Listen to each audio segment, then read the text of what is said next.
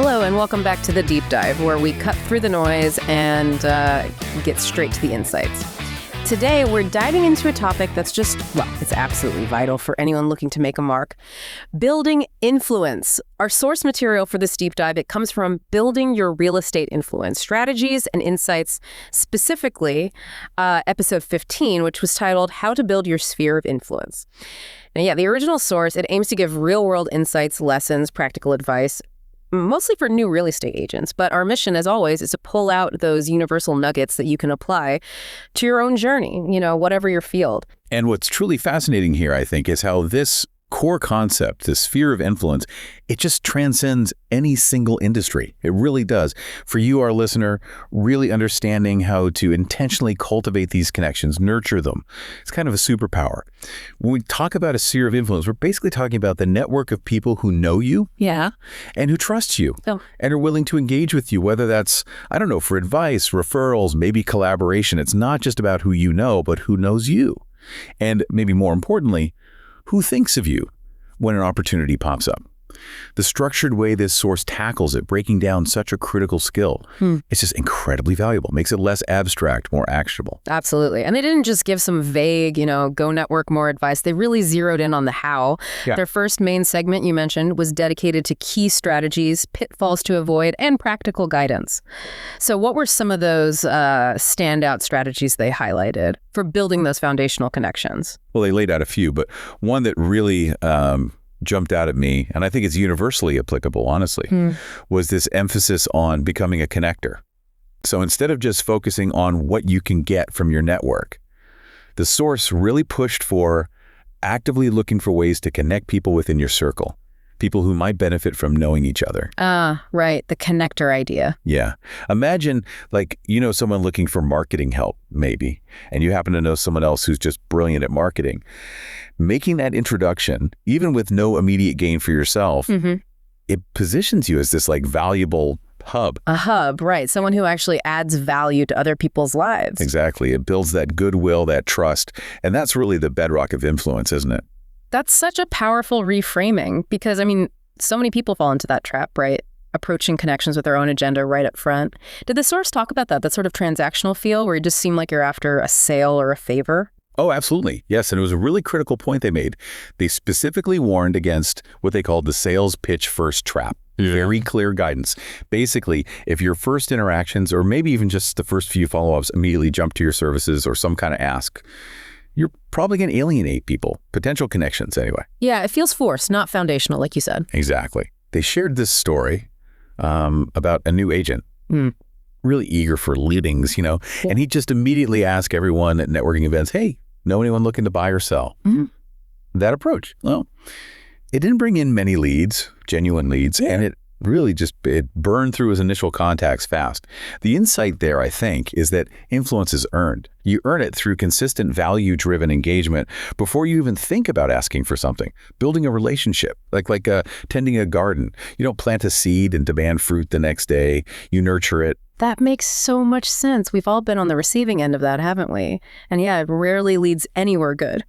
So, okay, they laid out the core ideas, warned against the common mistakes. How did they then bridge that gap from understanding the what to really getting the how and the why through real world examples? This is where it gets really interesting for me. Right. And that's where their second main segment came in. It was packed with examples, case studies, and tips. Really shown, I thought. This is where the theory kind of found its feet on the ground, For instance, there's this case study of an agent, Maria. Early in her career, she felt really overwhelmed by the whole idea of cold calling, reaching out to strangers. Just wasn't her thing. So instead, she focused on her existing network, friends, family, old colleagues, people she already knew. Okay, so starting closer to home. Exactly. And her strategy wasn't some big complex thing. It was just consistent. She made a commitment. Reach out to 3 people a day. Not to sell anything, just to check in, see how they were doing. Genuinely listen. She'd ask simple things like, what's new in your world, or anything exciting happening you're working on. Real conversation starters. And what happened? What was the outcome? Because honestly, it sounds almost too simple. We often expect some complicated strategy. And that's the beauty of it, right? Maria shared that after maybe 6 months or so of this really consistent, no pressure outreach, she just started getting referrals. organically. Like one friend knew she was a realtor and mentioned a colleague who was moving. Another person, after just a casual chat, realized Maria could maybe help their cousin look for an investment property. So it wasn't a direct ask, it was just being present. Precisely. The source really emphasized that. Maria wasn't pushing, she was present, she was genuinely interested, and because of that, she was top of mind. This approach let her sphere naturally turn into a source of opportunities. Why? Because the relationships were authentic. They were nurtured. It wasn't about one big win. It was the compounding effect of all those small, genuine interactions. Wow. That story really highlights the power of just consistency and being authentic. Over those aggressive sales tactics, it's not just about racking up contacts, is it? It's fostering real connection. And that lesson, well, that applies way beyond real estate. Okay, so for those moments when you just need like a quick win or a focus reminder. They also included something called a quick tip. What was one of those little actionable nuggets listeners could use right away? Yeah, but quick tip was super practical. And again, totally universal, I think. It was always add value, even when you're not asking for anything. Simple, right? But powerful. Yeah. They gave an example, like sending a short personalized email to someone in your network, maybe with a link to an article or some resource you know would be directly relevant to their business or even a personal interest. No strings attached, no sales pitch lurking, just a thoughtful gesture. Okay, I like that. For an agent, yeah, maybe it's sharing market insights. For a consultant, could be a new industry report. For anyone, really.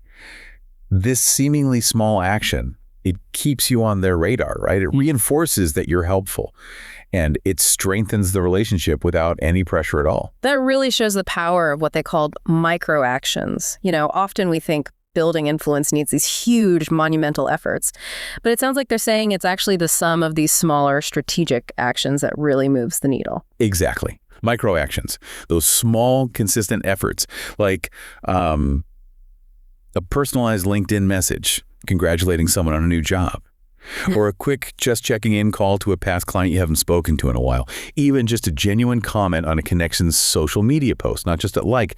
It's not about grand gestures.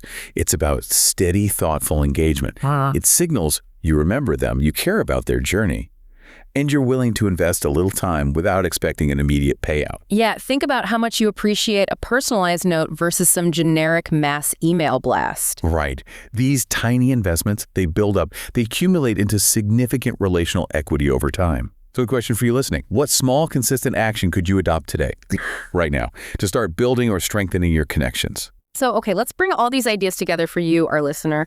What we've really learned from digging into this source is that building influence, it isn't just about collecting business cards at events, not at all. It's a deliberate journey. It's progressive. It starts with those foundational strategies, prioritizing real connection, avoiding those transactional traps.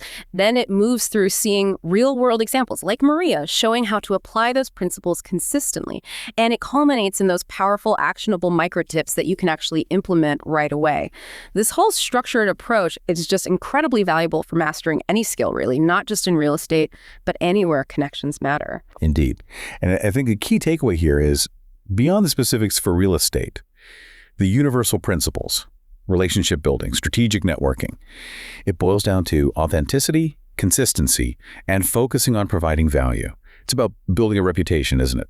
As someone who's helpful, reliable, genuinely interested in other people doing well. And this process, building influence, it's definitely an ongoing journey. It's not a one-time thing you tick off a list. It demands continuous effort, cultivation, and learning. Exactly.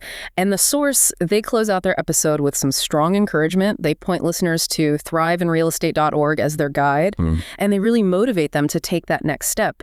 It's a great example, I think, of a resource giving not just info, but a clear path forward, an invitation to keep learning. They're not just, giving you fish. They're trying to teach you how to build your own fishing empire, so to speak. Well put. And this leads us to a really thought-provoking question, I think. Especially when you consider their teaser for the next episode, episode 16. It was called Marketing Yourself Without Spending a Fortune. So this prompts you to consider, how might a deep, authentic understanding of your existing sphere of influence, how might that already be your most valuable marketing asset, and often a completely free one? What untapped potential do you possess right now just within your current connections, waiting to be nurtured, waiting to be activated in a way that truly resonates without costing you a dime? Your network, if you cultivate it with genuine care and consistent value, that could be your most powerful organic marketing engine. Something to think about.